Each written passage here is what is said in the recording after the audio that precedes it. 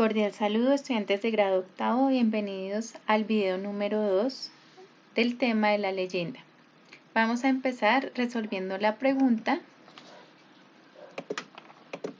¿qué es una leyenda? Una leyenda es una narración de tipo popular que contiene generalmente elementos mágicos o sobrenaturales. Sin embargo, también puede dar explicación a sucesos reales e históricos. Muchas veces incluyen un final moralizante, es decir, incluyen una moraleja. Generalmente las leyendas ofrecen narraciones siniestras o desconcertantes que sugieren la existencia de elementos sobrenaturales ocultos en el mundo cotidiano. Su autoría es colectiva, es decir, es creada por varias personas de generación en generación. ¿Cuál es el origen de la leyenda? La siguiente pregunta. Las leyendas, como la mayoría de los relatos populares, tienen origen en la tradición oral, como ya lo había mencionado. En el camino, su contenido cambia paulatinamente, se quitan o añaden detalles, porque es transmitida de generación en generación, de padres a hijos. Incluso puede darse que, en una misma época, una leyenda se cuenta de maneras diferentes en dos regiones del mismo país. ¿Cuál es la estructura de una leyenda? La estructura de una leyenda, por ser del género narrativo, tiene la misma estructura de una fábula o de un mito. Esta es inicio, nudo y desenlace.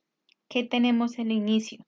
En el inicio se plantea el mundo del relato y se introduce al personaje protagonista.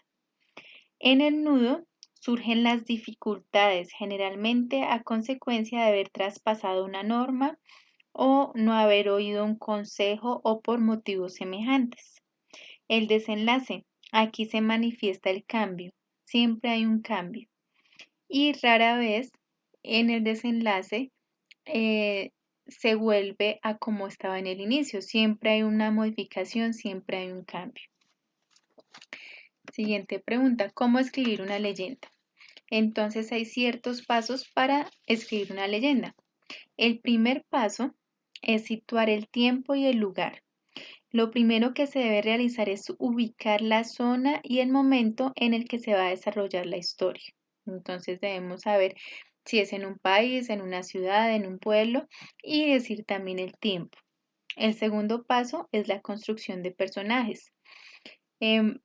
Es basado principalmente en aquellas figuras con gran experiencia y aventureros, como jóvenes, ancianos y niños que están en contacto con el exterior. Esto es importante porque aumenta la identificación que se requiere para sentirse parte de esta zona, dado que el personaje debe estar relacionado con la idiosincrasia de la zona, es decir, con las culturas, con la cultura de la zona. Es necesario, como tercer paso, elegir elementos reales y fantásticos. Definido lo anterior, es momento de realizar otras precisiones, entre ellas elegir si el narrador va a presentar el tiempo y el lugar en el que ocurre la historia, establecer los elementos que serán reales y los que serán fantásticos dentro del relato, lo que va a enriquecer la historia y otorgarle el sentido ficcional que requiere. El cuarto paso es saber que se debe organizar la historia según como lo habíamos explicado anteriormente, que tenga un inicio, un nudo y un desenlace.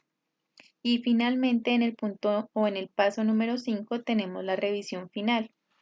Una vez tengas el escrito listo, debe pasar por varias revisiones de forma que puedas identificar si la historia se comprende correctamente y si cada una de las acciones y situaciones de los personajes corre de forma coherente dentro de la historia. Entonces, esta es una invitación para que empecemos a escribir nuestra leyenda. Ya sabemos que podemos realizarla con base a lo que hemos escuchado, lo que nos han dicho nuestros padres, nuestros abuelos o lo que se diga en la región o en la zona donde vivimos. Muchas gracias y estaré pendiente a cualquier duda o incógnita que tengan respecto al trabajo. Muchas gracias.